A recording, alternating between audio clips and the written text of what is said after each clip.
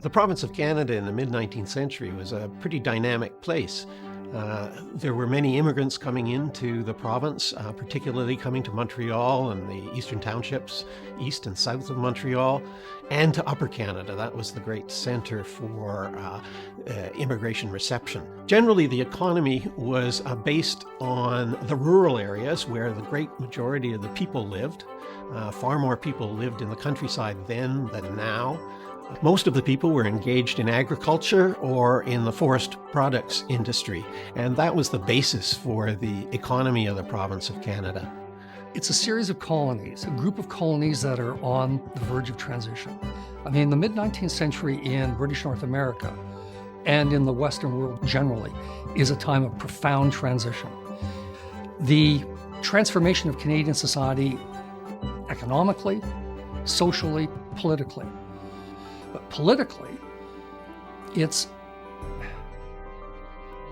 for me, the 1840s and the 1850s are probably politically the most interesting period in Canadian history. Politics were highly contentious in the mid-19th century. Elections were bitterly fought. This was sometimes the result of the way the state structured election campaigns and the election itself. This was an era of open voting. It was before the secret ballot came to Canada. That didn't happen until 1874. Voting itself is not private the way it is now. You vote on the hustings. It's public. You declare it. And it's rough and tumble. By 1844, the elections of 1844, there's rioting everywhere. People do get killed in these riots.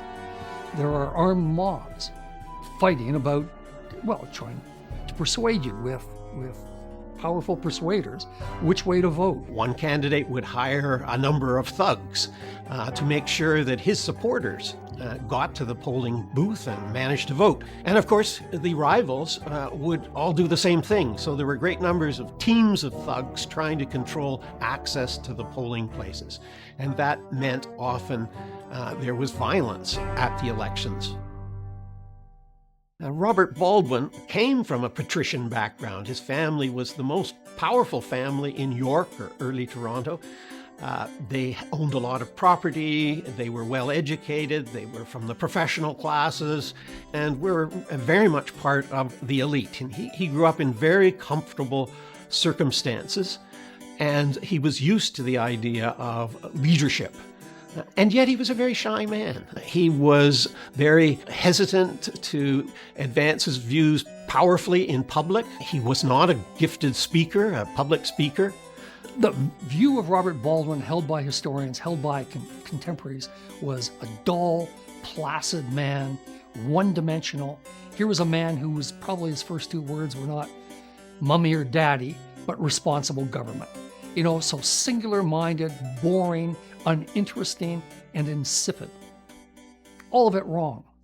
All of it wrong. Possibly the most principled man or woman in the history of Canadian politics. Always ready to resign on matters of principle, unwilling to compromise principle. In private life, he's a rather strange figure.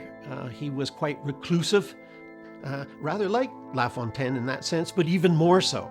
He liked to spend a lot of time alone at home, and after his wife died, Eliza, in 1837, he was rather obsessed with her and with her memory and spent hours often thinking about her, regretting her death, looking over letters she'd left, and that preoccupied him much of the time in private life. Robert Baldwin is a deeply romantic human being.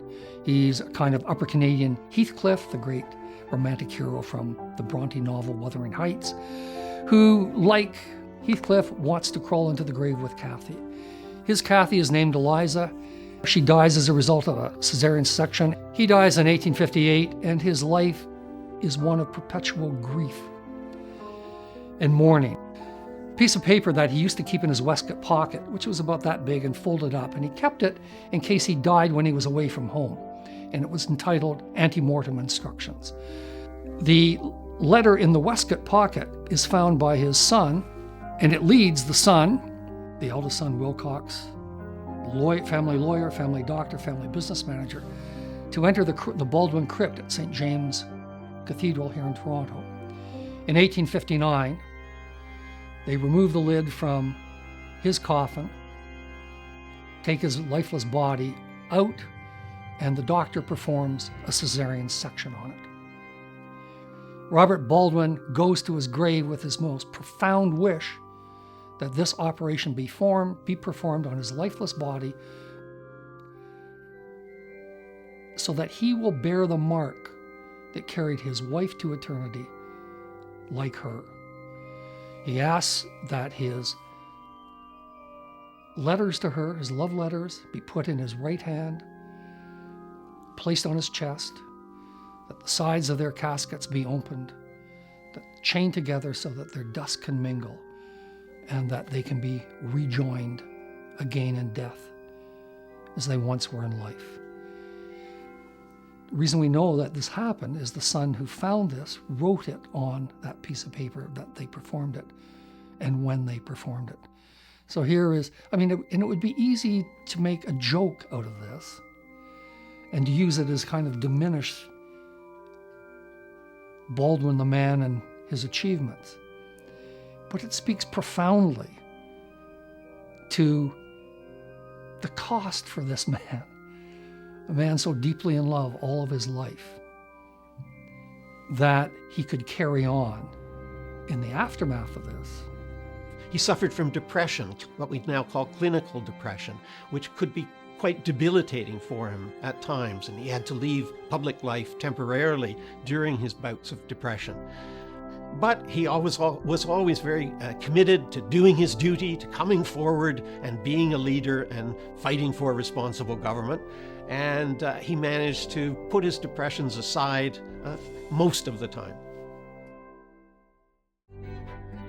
About half the population of the province of Canada was French and about half English in 1840.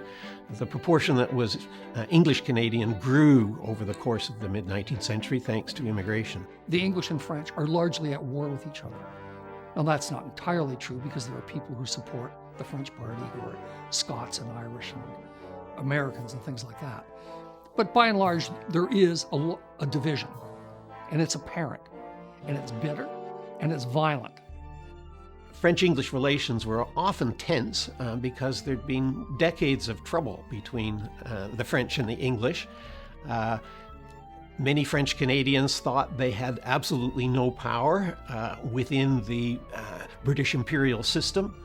The governor and his advisors, his appointees, were all English-speaking, or nearly so, and they controlled much of the administration, and French Canadians as outsiders then were continually demanding power but not getting far with it. La Fontaine is a very political man. He grows up within the radical political culture emerging among French Canadian elites in Montreal. He's deeply involved with the Parti Patriote. He was an upstanding fellow.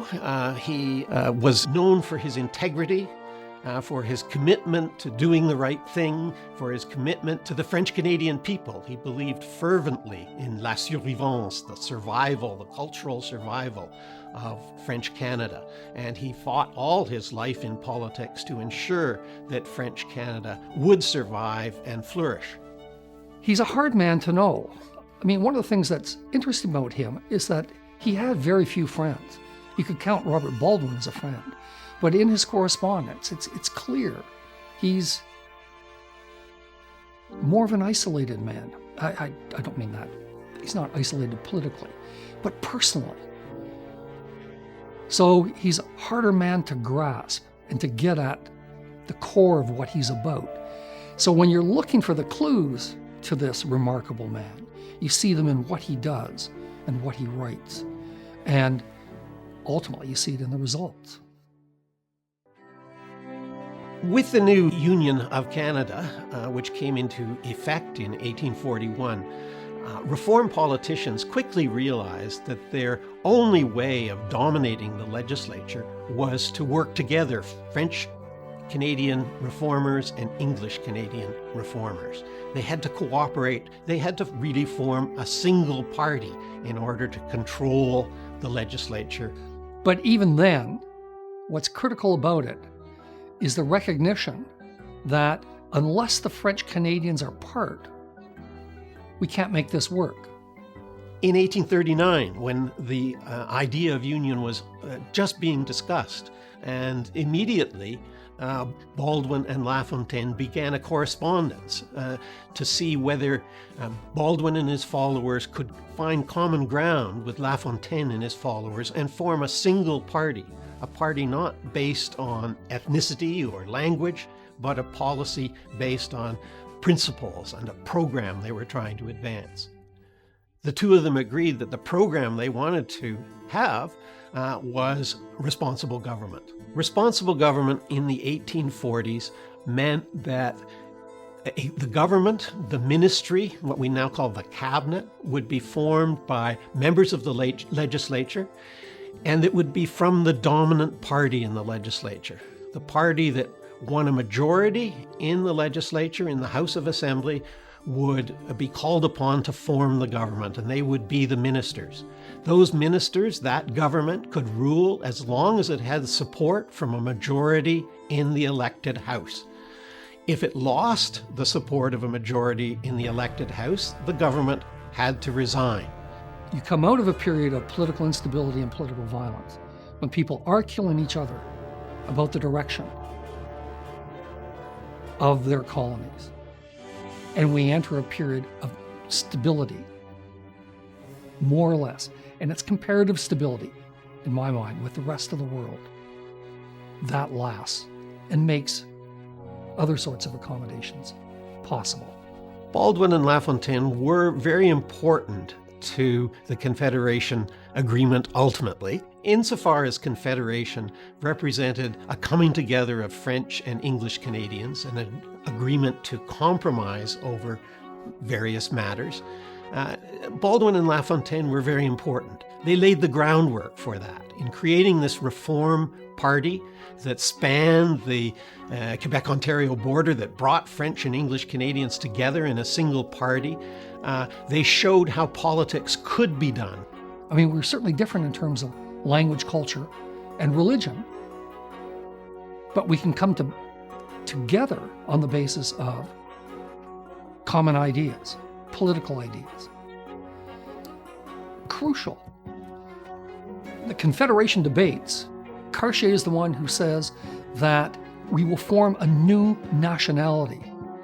Confederation marks an agreement between French and English Canadians to develop a new nation and to do so together. Baldwin La Fontaine showed earlier that it was possible to build a party together and work towards a common program and advance the interests of Canadians, English Canadians and French Canadians through this kind of cooperation.